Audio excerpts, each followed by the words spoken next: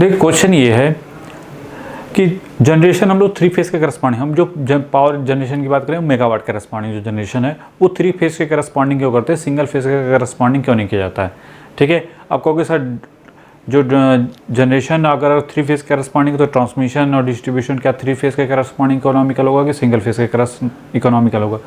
तो ये transmission distribution ये तो हम डिस्कस करेंगे कहाँ पे, जब हम जाएंगे एचवीडीसी ट्रांसमिशन लाइन में, तो वहाँ पे डिटेल, क्योंकि उसके लिए अदर पैरामीटर भी चाहिए जो कि उसके करस्पॉन्डिंग हम डिस्कस करेंगे वहाँ पे। तो खैर उसकी टेंशन मत लो। यहाँ पे क्वेश्चन बस हम ये डिस्कस करना चाहते हैं कि जो जनरेशन इकोनॉमिकल अगर हम मेगावाट का करस्पॉन्डिंग बात करें तो सिंगल फेज़ वाला इफेक्टिव होगा कि थ्री फेज़ वाला।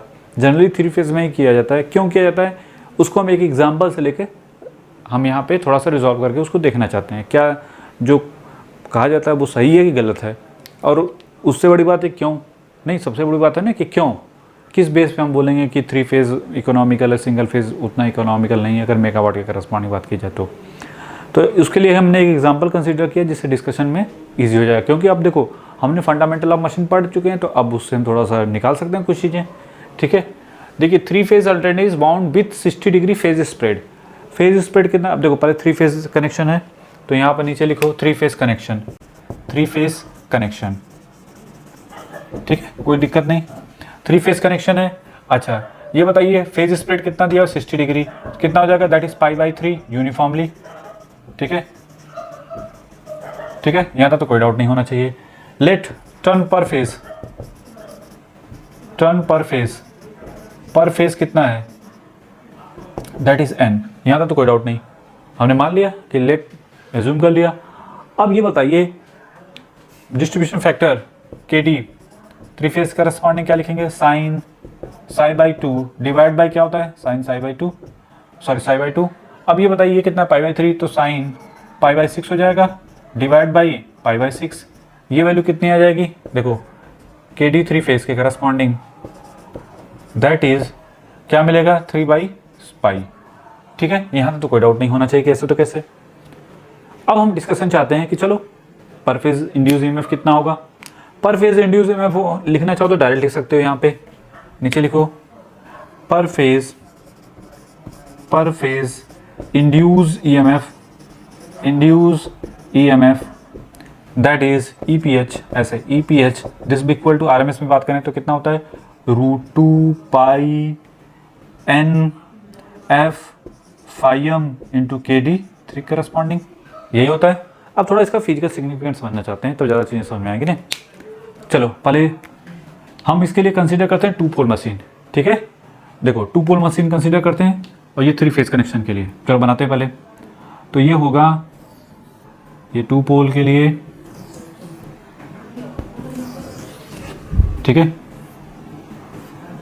जैसा ही बने, ज़्यादा दिमाग लगाने की जरूरत नहीं है। ठीक है, कुछ बन गया इस टाइप का।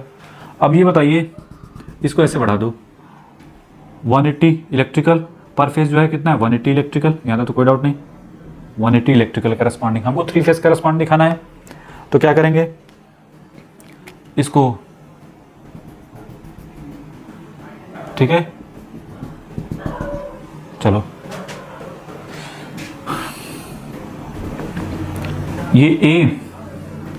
ये वाला A तो नीचे वाला क्या हो जाएगा A'। चलो ये A तो ये क्या हो जाएगा A'। नहीं, स्टार्ट करते हैं। हमको नंबर फेज में कितने नंबर ऑफ टर्न रखने हैं, हमने कितना मानना है, लेट टर्न पर हमने जो पर फेज नंबर ऑफ टर्न कितने डिसाइड किए N। ठीक है, तो टर्न पर फेज जो है N है, तो जैसे A तो ये A', तो इसमें कितने नंबर ऑफ टर्न रखने हैं, N टर्न रखने हैं। और दूसरी चीज हमने क्या बोला कि यहाँ पे शॉर्ट पिच के बारे में कोई इन्फॉर्मेशन नहीं तो हम अपनी तरफ से फुल पिच मान के चल सकते हैं। तो फुल पिच में जब रखेंगे तो ये बताइए अगर एक वाले यहाँ पे रखेंगे A, ठीक है, अच्छा तो ये तो क्लियर है थ्री फेज तो 60-60 तो क्लियर है, 60-60 सब बनेंगे। अच्छा एक यहाँ पे होगा तो दूसरा कहाँ पे होगा, इसके करस्पॉन्डिंग। ठीक है, ये 1 तो ये 1', देखो ऐसे आएगी ना, रेक्टेंगल में कॉइल जो आएगी इधर से आएगी और इसमें करंट ऐसे जाएगी, फिर इसके करस्पॉन्डिंग दूसरा फुल पिच है दैट्स वाई। फिर 1 ये 2 तो यहाँ पे क्या हो जाएगा 2', ये 1 तो ये 2', फिर इसके बाद ये 3 तो ये क्या हो जाएगा यहाँ पे 3', फिर ऐसे करते करते करते करते यहाँ पे क्या आ गया N, तो यहाँ पे क्या हो जाएगा एन डैश, ठीक है। यहाँ तो कोई डाउट नहीं होना चाहिए, कैसे तो कैसे, ठीक है। ये तो फेज ए के करस्पॉन्डिंग हो गया।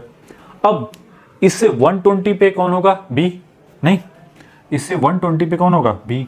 तो देखो यहाँ से 120, जब देखो 120 डिग्री पे यहाँ पे क्या होगा, बी। तो बी का देखो कहाँ से स्टार्ट होगा, देखो बी, ये होगा बी, ठीक है। तो इसके करस्पॉन्डिंग ये वाला क्या हो जाएगा, बी डैश। अच्छा चलो रखते हैं पॉइंट नंबर ऑफ टर्न, इसमें भी नंबर ऑफ टर्न कितने रखने हैं, एन रखने हैं। तो फिर यहाँ पे भी देखो 1, ठीक है। देखो जैसे यहाँ पे स्टार्ट हुआ तो इसके करस्पॉन्डिंग उसी तरीके से यहाँ पे जब देखो ये बी है तो ये क्या है, बी डैश। तो ये जो रखेंगे तो इसका करस्पॉन्डिंग कहाँ आएगा, दिस वन, नहीं ये 1 तो 1 डैश, ठीक है। ये 2 इसका तो ये हो जाएगा 2 डैश। फिर ऐसे ऐसे करते करते यहाँ पे क्या आ जाएगा, n, तो उसी तरीके से ये n डैश के करस्पॉन्डिंग, ठीक है। तो ऐसे नंबर ऑफ कॉइल ऐसे रखी जाएगी, कॉइल नहीं इधर से आएगी और फिर ऐसे रेक्टेंगुलर, तो डैश डैश इसको बना दो, ठीक है। ये तो हो गया B। अब C के बारे में क्या इंफॉर्मेशन होगी, अब इसको भी, ये B से कितना डिग्री 120, तो ये कितना हो जाएगा यहाँ से ये वाला, फिर 120, ठीक है। तो ये हो जाएगा A B और आ जाएगा यहाँ पे C, तो ये हो जाएगा C को बना दो, तो ये हो गया C और ये हो गया C डैश, ठीक है। तो चलिए C को बनाते हैं।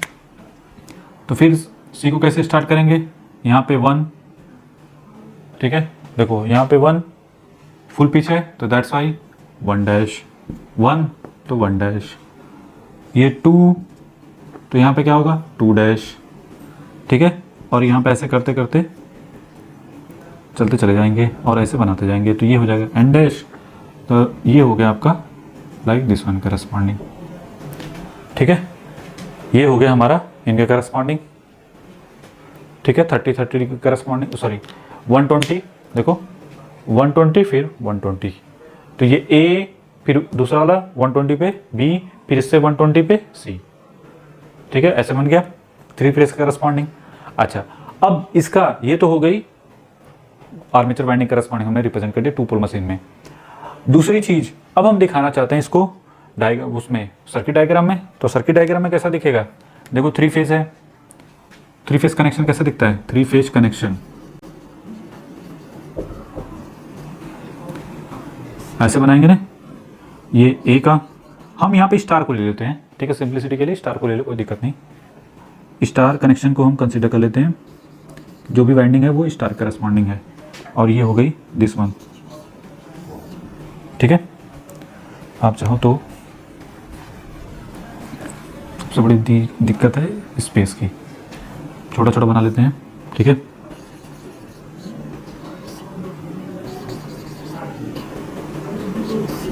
ठीक है, कौन सी कलाकारी करनी हमें तो बस समझना है, ठीक है। ये हो गया न्यूट्रल, ठीक है। ये A डैश, ये B, तो ये हो गया B डैश, ठीक है, ठीक है। उसी तरीके से ये आपका C, तो ये हो गया आपका C डैश करस्पॉन्डिंग, ये न्यूट्रल। हाँ, लेट करंट जो है, जो पर टर्न में कितनी जा रही है, I जा रही है। Late current rating,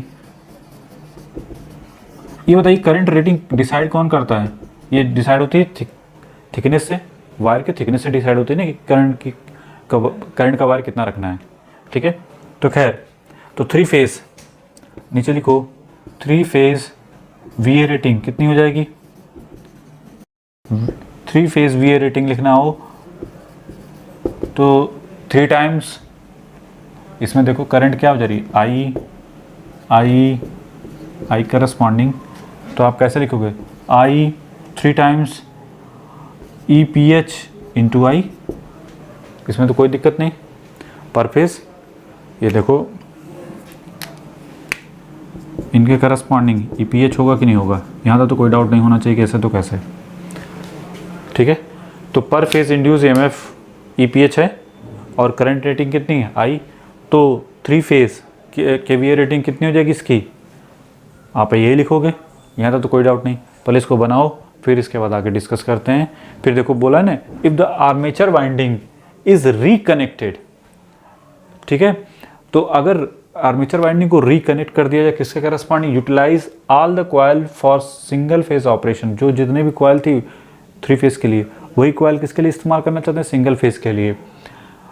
single phase operation with phase spread of 180 degree, the new rating of machine is, तो न्यू रेटिंग ऑफ मशीन क्या होगी, ठीक है। तो हम जो देखो हमने बोला था ना कि जनरेशन में जो जितनी भी चीज़ें आप इस्तेमाल कर रहे हैं, मतलब 3 फेज के लिए, वही चीज़ें पूरा का पूरा सिंगल फेज के लिए हम इस्तेमाल करके देखना चाहते हैं कि रेटिंग में कितना फ़र्क पड़ता है, तभी तो पता चलेगा।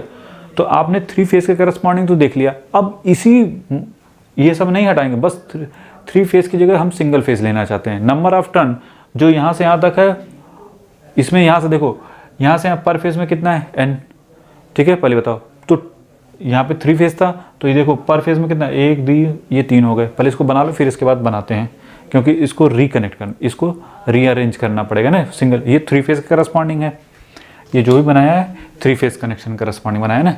तो अब सिंगल फेज करस्पॉन्डिंग बनाएंगे, तो इसको क्या करेंगे, हटाएंगे। बना लो पहले जल्दी से इसको, जल्दी से, ठीक है। चलिए देखिए अब हमको क्या करना है, अब क्वेश्चन करस्पॉन्डिंग क्या बोला है, the armature winding is utilize all coil for single phase operation with phase spread 180 degree, ठीक है, 180 डिग्री करस्पॉन्डिंग। तो ये बताइए, पहले तो इनको हटा दो, नहीं 3 फेज, नंबर ऑफ वाइंडिंग सब कुछ वही रखना है, मतलब जितनी इसमें 3 फेज में यूटिलाइज किया था उतनी सिंगल फेज में अप्लाई यूटिलाइज करना है। मतलब अब देखो क्या हो जाएगा, ये तो हट जाएगा, देखो ये सब हटा देंगे, नहीं 3 फेज के करस्पॉन्डिंग ये जो चीज़ें हैं ये तो हट जाएगा, ठीक है। अब बस करना क्या है, 2 पोल मशीन लिया है तो 2 पोल मशीन की करस्पॉन्डिंग ही। तो अब बताइए यहाँ से यहाँ तक टोटल कितने यूज थे, पहले में तो देखो पर फेज में तो कितने थे, n थे, यहाँ पे भी n था, यहाँ पे भी n, तो यहाँ से यहाँ तक कितने यूटिलाइज होंगे, 3n की करस्पॉन्डिंग। नहीं देखो अगर इस्तेमाल करेंगे तो इसको हटा दो पहले, ऐसे यहाँ से ये सब हटा दो पहले, ठीक है, इनको भी हटा दो, बताते हैं फिर स्टार्टिंग से ही, ठीक है। इतना तो फिक्स है, 3n की करस्पॉन्डिंग यूटिलाइज करना है। और चूंकि फुल पिच ले लिया है तो फुल पिच के करस्पॉन्डिंग इसमें भी वही चीज़ लेके चलेंगे, ठीक है। चलिए टोटल इस कितना स्प्रेड है, 180, नहीं जो सिंगल फेज करस्पॉन्डिंग 180 डिग्री का फेज स्प्रेड है, मतलब टोटल इस्तेमाल करना 180 करस्पॉन्डिंग, ठीक है। चलो तो अब हमको क्या करना है, अब इसको इस्तेमाल कैसे करेंगे, देखो बनाते हैं। और हमको ये भी हमने बताया था कि फुल पिच लेना है, तो फुल पिच लेंगे। तो चलो एक यहाँ पे रखेंगे, तो दूसरा n का, दूसरा सॉरी ये 1 है, तो यहाँ पे क्या हो जाएगा 1 डैश, ठीक है। ये 2, तो ये सॉरी ये 2, तो यहाँ पे क्या हो जाएगा 2 डैश करस्पॉन्डिंग, ठीक है। ऐसे करते करते चले जाएंगे, यहाँ पे क्या आएगा n, तो इसके करस्पॉन्डिंग ये क्या हो जाएगा n डैश, ठीक है। फिर नेक्स्ट वाले में ख़त्म हो गया n, तो दूसरे वाले में क्या हो जाएगा n+1, फिर इसके करस्पॉन्डिंग जो आएगा नेक्स्ट वाला n+1 डैश, नहीं फिर n+2 डैश, फिर यहाँ पे जब पहुँचेगा तो क्या हो जाएगा 2n के करस्पॉन्डिंग, तो यहाँ पे पहुँचेगा तो क्या हो जाएगा 2n के करस्पॉन्डिंग, नहीं ऐसे डैश डैश, ठीक है, समझ रहा कि नहीं। फिर जब आप पुट करेंगे ये 2n+1, तो यहाँ पे क्या मिलेगा 2n+1 डैश, नहीं फिर ऐसे करते करते यहाँ पहुँचेगा तो क्या हो जाएगा 3n के करस्पॉन्डिंग, तो यहाँ पे क्या हो जाएगा 3n डैश के करस्पॉन्डिंग, ठीक है। तो पर फेज में कितने नंबर ऑफ टर्न हो गए, 3n, नहीं यहाँ से यहाँ तक वही नंबर ऑफ टर्न सब यूटिलाइज करना है। अब ये बताइए ये जितने भी होंगे सब किस में कनेक्टेड होंगे, इतना तो फिक्स है सीरीज में होंगे, नहीं सभी के सभी क्या होंगे सीरीज में होंगे। तो चलिए अब सिंगल फेज करस्पॉन्डिंग डिस्कस करते हैं। तो अब नीचे लिखो फॉर सिंगल फेज कनेक्शन के लिए, ठीक है। इनका दो तीन चीज़ें लिख लेते हैं एक जगह। देखो हमको इसमें ज़रूरत पड़ेगी KD3 जो कि 3/π आया है। तो सिंगल फेज ऑपरेशन के लिए देखो, सिंगल फेज ऑपरेशन के लिए फॉर यूनिफॉर्म डिस्ट्रीब्यूशन के लिए, ठीक है, यूनिफॉर्म डिस्ट्रीब्यूशन मान के चल रहा है ना, तो नीचे लिखो फॉर सिंगल फेज कनेक्शन, ठीक है। साई की वैल्यू कितनी है, फेज स्प्रेड 180 इलेक्ट्रिकल यूनिफॉर्म, ठीक है, पाई, ठीक है। चलो तो KD1 के लिए क्या हो जाएगा सिंगल फेज, साइन यूनिफॉर्मली है तो दैट्स वाई ये जो होगा साई बाई 2 साइन ये क्या हो जाएगा पाई बाई 2 1 हो गया और यहाँ पे दैट इज 2 बाई पाई। यहाँ तो कोई डाउट नहीं कि ऐसे तो कैसे, ठीक है। टोटल नंबर ऑफ टर्न पर फेज कितने हैं, टोटल नंबर ऑफ टर्न कितने हैं, देखो यहाँ से यहाँ तक कितने हैं 3, तो इंड्यूस ईएमएफ पर फेज तो क्या हो जाएगा, नीचे लिखो इंड्यूस ईएमएफ पर फेज इंड्यूस ईएमएफ कितना मिलेगा, that is √2 pi number of turn क्या हो जाएगा 3n नहीं, और F 5m और यहाँ पे KD 1/5 करस्पॉन्डिंग। यहाँ तो कोई डाउट नहीं कैसे तो कैसे। अच्छा कैसा, ये तो खैर रिप्रेजेंटेशन हो गया, कैसा बनेगा circuit diagram corresponding look like this one. ये सभी के सभी जो नंबर ऑफ टर्न है यहाँ से यहाँ तक के वो किस में है सीरीज में, तो सब कनेक्ट हो जाएंगे, ये 3n के करस्पॉन्डिंग, ठीक है। चलो यहाँ तो कोई डाउट नहीं होना चाहिए कि ऐसा तो कैसे। हाँ करंट जो जा रही है इसमें करंट रेटिंग जो चूंकि जो हमने वायर इसमें जो पहले वाले में लिया था 3 फेज करस्पॉन्डिंग वो तो डिसाइड होती है थिकनेस, वायर के थिकनेस से डिसाइड होती है। हमने वायर के थिकनेस में कोई चेंजेस किया क्या नहीं, तो जो करंट चूंकि सीरीज में है तो दैट्स वाई करंट भी क्या हो जाएगी इसमें सेम जाएगी। अच्छा अब ये बताइए यहाँ पे जो इंड्यूस ईएमएफ है यहाँ तो कोई डाउट नहीं, सिंगल फेज के करस्पॉन्डिंग जो VA रेटिंग होगी, VA rating single phase corresponding क्या लिखेंगे, देखो EPH इंटू वो सिंगल फेज के करस्पॉन्डिंग, ये 3 फेज के करस्पॉन्डिंग है, सॉरी ये पहले EP1 मान लो और इसमें करंट चूंकि सेम जा रही है दैट्स वाई ऐसे लिख सकते थे, ठीक है, या ऐसे लिख लो, ठीक है। चलो अब हमको दोनों का रेशियो पता है, देखो this one upon this one, या ऐसे सिंगल फेज डिवाइडेड बाई ये ऐसे लिख लो, देखते हैं क्या आता है। सिंगल फेज का into I divided by 3 EPH divide by I, इतना तो कर ही सकते थे नहीं, इसको बनाओ जल्दी से तो लिखें कहीं और। अच्छा एक और चीज़, यहाँ से वैल्यू कैसे पुट करेंगे, देखो ये तो पाई बाई 2 हो गया। चलिए EP1 की वैल्यू किसके करस्पॉन्डिंग है हमारी, EP1 कितना आया था, किसके करस्पॉन्डिंग, सिंगल फेज करस्पॉन्डिंग, ये वैल्यू है ना। चलो यहाँ भी लिख लेते हैं, बना देते हैं, ठीक है। सिंगल फेज डिवाइड और ये 3 फेज करस्पॉन्डिंग, चलो लिखते हैं वैल्यू। EPH1 की वैल्यू कितनी है, EPH1 जो है हमारा कितना है √2 पाई 3n into F 5m into KD1 5 divide by दूसरा कितना √2 पाई, यहाँ पे क्या 3 टाइम्स, ठीक है, ये 3 टाइम्स 3 इंटू √2 पाई n F 5m into KD 3/5, देखो 3 से कैंसिल तो ये बचेगा finally KD1 5 divide by KD3, ऐसा लिख सकते हैं। चलिए KD1 की वैल्यू कितनी है, KD1 2 बाई पाई, ये तो 2 बाई पाई आ गया, और ये कितना है 3 बाई पाई, तो फाइनली कितना बचेगा 2 बाई 3 जो आएगा 2 बाई 3। चलिए तो सिंगल फेज का कितना आया, तो सिंगल फेज की रेटिंग कितनी हो गई 2 बाई 3 इंटू S3, तो 2 बाई 3 इंटू कितना ये 300 kVA, तो कितना हो जाएगा 200 kVA, ठीक है। पहले बताओ क्लियर है कि नहीं, तो क्वेश्चन करस्पॉन्डिंग ये तो हो गया कि ये 200 kVA रेटिंग गिर गई ना। अब ये बताइए ये तो ठीक है, अगर हम यूनिटी पावर फैक्टर लेके चलें, पावर फैक्टर यूनिटी, ये वैसे तो हमने यहाँ पे फुल पिच लेके चले हैं, शॉर्ट पिच लेके चलते तो भी उसके आसपास ही चीज़ें पहुँचती नहीं, हो सकता है 200 से थोड़ा सा कम आ जाता, लेकिन कुल मिला जुला के आसपास ही पहुँचती। तो कहने का मतलब एक चीज़ तो निकल गई कि इन एजम्पशन को लेने के बावजूद भी हमको कैसा मिल रहा है, अगर यूनिटी पावर फैक्टर ले लें, देखो यूनिटी पावर फैक्टर ले लें तो ये कितना हो जाएगा 200 किलोवाट, और अगर मेगावाट की करस्पॉन्डिंग बात करें, नहीं कि अगर मेगावाट की करस्पॉन्डिंग बात करें और यूनिटी पावर फैक्टर लेके चलें तो ये कितना होगा 300 मेगावाट को, अगर सेम सब कुछ सेम है और वही चीज़ सिंगल फेज पे अगर हम यूटिलाइज कर रहे हैं तो आपको क्या मिल रहा है 200 मेगावाट। तो इफ जनरेशन क्या इफेक्टिव है सिंगल फेज के लिए, नहीं, तो मोर इकोनॉमिकल कौन होगा 3 फेज के करस्पॉन्डिंग, नहीं। अगर हम 3 फेज जनरेशन की बात करें तो मेगावाट में, तो आप देख रहे हैं कि जो 3 फेज के कनेक्शन 3 फेज के करस्पॉन्डिंग जनरेशन जो है मोर इकोनॉमिकल है as a compare to single phase के करस्पॉन्डिंग। अगर सब कुछ सेम रखा जाए जो 3 फेज में है वही चीज़ें, मतलब जो करंट रेटिंग और नंबर ऑफ टर्न्स उनके करस्पॉन्डिंग, तो हमको क्या मिल रहा है, चेंजेस मिल रहे हैं कि नहीं मिल रहे। तो इसी वजह से हम लोग किसमें करते हैं, जो जनरेशन जनरली 3 फेज में करस्पॉन्डिंग। तो ये बात जो हम क्वेश्चन बोले थे स्टार्टिंग में वो क्लियर हो गई कि जो जनरली हम लोग जनरेशन किस में किया जाता है, 3 फेज में क्यों किया जाता है। क्लियर हुआ कि नहीं हुआ कि एडवांटेजेबल है ना, यूटिलाइजेशन उसका एडवांटेजेबल है।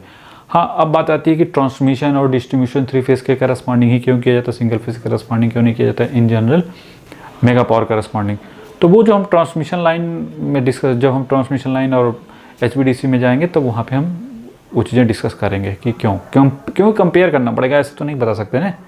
तो इसलिए जो भी चीज़ है थोड़ा सा प्रैक्टिकल करके देख लेना चाहिए। अब प्रैक्टिकल तो वहाँ तो जाकर करेंगे नहीं, कुछ डाटा वाटा लेके मशीन, चूँकि हम चूँकि मशीन भी पढ़ लिए तो मशीन से हम उन चीज़ों को हम क्या कर सकते हैं, एक्सप्लेन कर सकते हैं। ठीक है, तो बना लो इसको। तो खैर क्वेश्चन भी आता है तो क्वेश्चन तो हो गया, लेकिन हमको क्वेश्चन का हमने बताया था कि अगर हमारे मतलब का है तो उसके थोड़ा बहुत सिग्निफिकेंट भी निकालने तो ज़्यादा सही है। तो क्लियर होगा कि कहीं कभी क्वेश्चन आ जाए कि जनरेशन क्यों 3 फेज पे किया जाता है, सिंगल फेज पे क्यों नहीं किया जाता है, नहीं। तो पावर जनरेशन तो हम लोग क्यों करते हैं, रीजन समझ में आ गया। क्योंकि रेटिंग सब कुछ सेम रखने के बावजूद भी रेटिंग क्या हो जाएगी, कम हो जाएगी सिंगल फेज करस्पॉन्डिंग। तो ये क्या इकोनॉमिकल होगा क्या, नहीं, जनरेशन पॉइंट ऑफ व्यू से।